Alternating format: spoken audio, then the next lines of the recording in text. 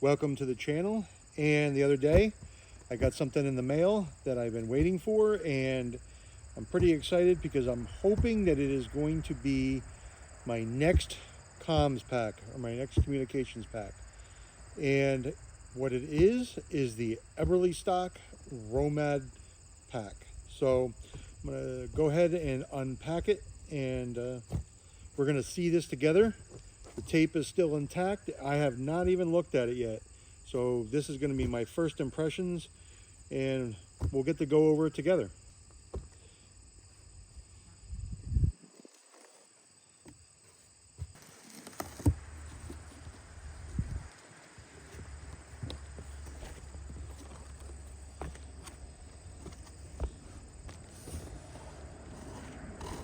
There it is. The Eberlestock Romad. So here's the pack in all its glory. It's definitely small.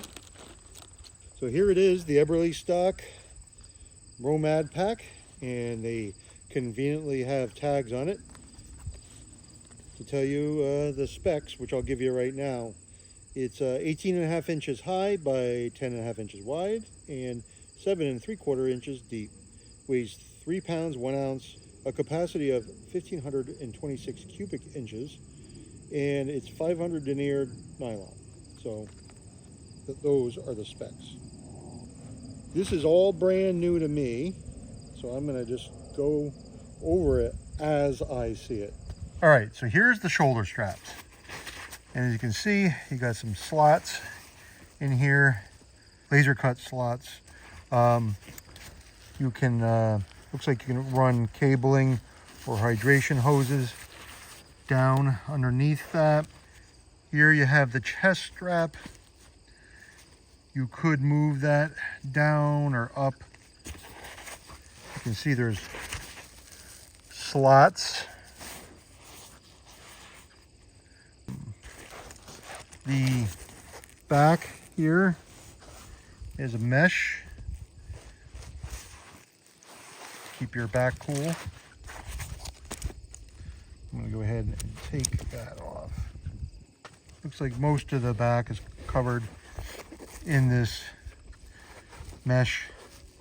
And it's interesting, the padding is kind of looks like almost like synthetic hair, I guess is the best way to describe it. And as you can see in there, like a piling to kind of give you some cushioning. Both sides have a water bottle holder with shock cord and a barrel lock for retention. And above that you have more of the laser cut PALS webbing or molly.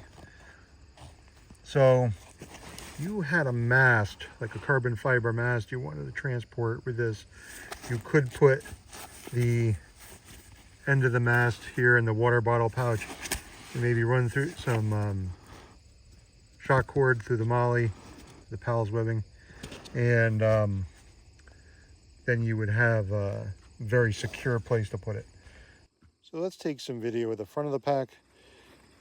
Looks like we got a tab here where you could secure things down to.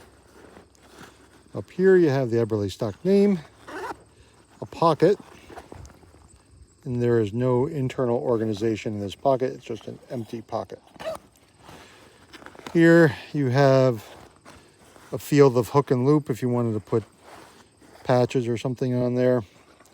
Underneath that you got these two attachment points where you could attach whatever you want to there. Then you come down here and you have this bottom pocket.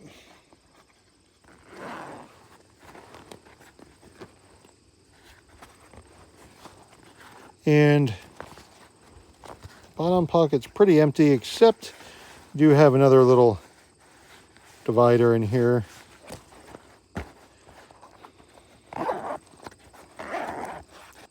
On the outside of the pocket, you do have 5 columns of PALS webbing that's laser cut.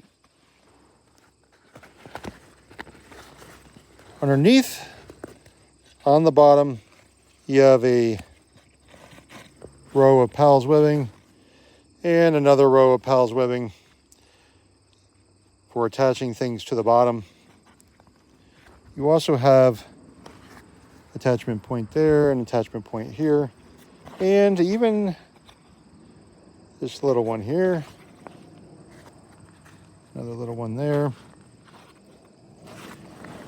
I didn't mention it, but the top pocket also has those small ones there.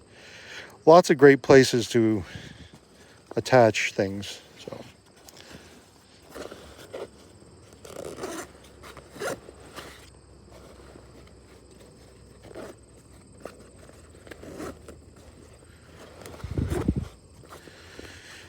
you open it up and voila. Here you have more PALS webbing, about 3/4 of a hand deep here. There's no internal organization to that pocket. Then you have 1, 2, 3, 4, 5, 6 rows of PALS webbing. That is 1, 2, 3, 4 across. Here, obviously you got some extra zipper cord, but here you have another field of PALS webbing. There's 4 rows. That is hook and loop also on the exterior of it. So you got 1, 2, 3, 4, 5, 6 columns of PALS webbing in 4 rows.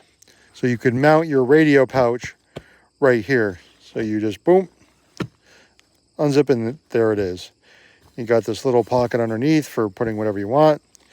Here, this is kind of interesting. You got these side pockets on both sides. It has a exterior mesh pocket, but it's also an interior pocket. Goes down, looks just about all the way to the bottom here, as you can see on both sides.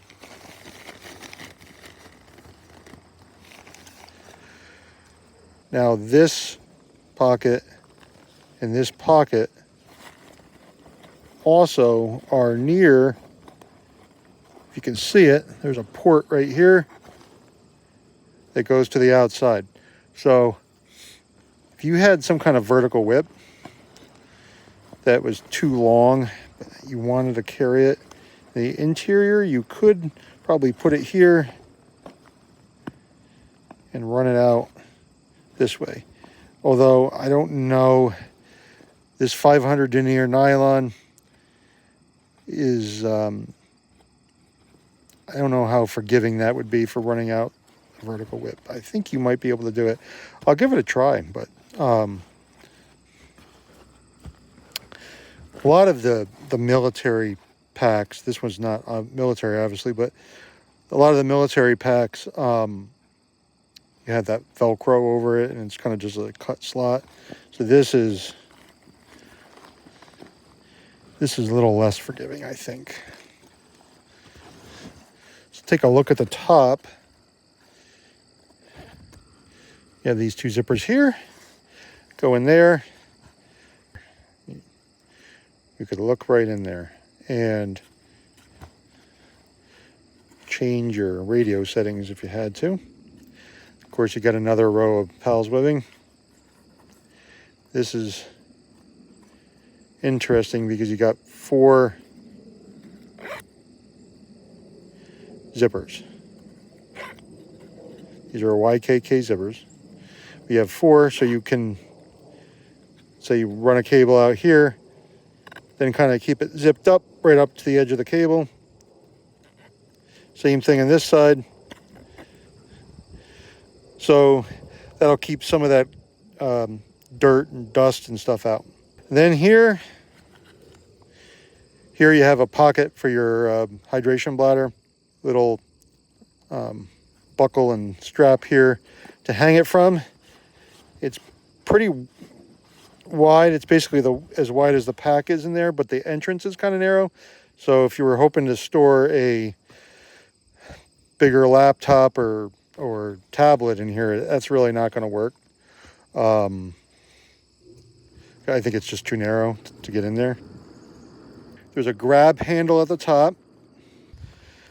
I think overall this is a good pack. You're not going to be disappointed unless you were hoping for something a little bigger. I know Eberlestock also makes, I think it's called the Fast Track or something like that. It's a little bit bigger pack. You could put your comms gear in. So this is definitely a little more low profile though. And I kind of like it for the fact that it's lower profile. So I think this is a nice little compromise where the pack isn't so enormous that it's just too big. You're not going to get hung up in the brush and stuff if you're going on a bit of an adventure. I think it's big enough where you can add some supplies to take with you, maybe a couple of meals, camp stove or whatever. It's definitely not going to be like a multi-day thing. It's basically assault pack size. So imagine putting radio equipment in an assault pack. The radio is going to take up a lot of the pack, but there is enough, especially if you added like some kind of pouches over here, maybe some kind of sustainment pouches on the side. You got a couple liters of water there, plus whatever hydration pouch you use in there. So you could probably have 4 or 5 liters of water on you. You'd have your radio on you and all that associated gear. The sustainment pouch would probably allow you to put, I don't know, I don't think this would take a military sustainment pouch, but you could probably put a smaller pouch here on the side. There's enough pouches out there that would be sufficient size to put there. And since you also have one on this side, if you didn't use it for a mast, actually, even if you did use it for a mast, you could put a pouch there and probably still have enough room for a shock cord for the mast. And then the pouch, you could put maybe some field strip meals in there. This is going to be an interesting little project. The main idea was for me to put a full power radio in here, and that's what I plan on doing with it. I have a radio pouch on order, so hopefully that'll arrive sometime within the month, and that will be big enough to put my Yaesu FT891. The 891 I don't feel is like the ideal radio for bringing into the field because of the amount of current that it draws on receive. But really, what are your options as far as field radios? There's not a lot of them that have that kind of man pack mobile radio setup. I think this is going to be a useful pack. I really don't know what the weight limit is going to be for this pack. Like, what weight will be too heavy? So it's going to be important not to overload it, I feel. I don't feel this is a pack you can really overload. So it's going to be interesting setting this up. So anyway, thanks for stopping by and checking it out with me. And we'll see what we have in store later.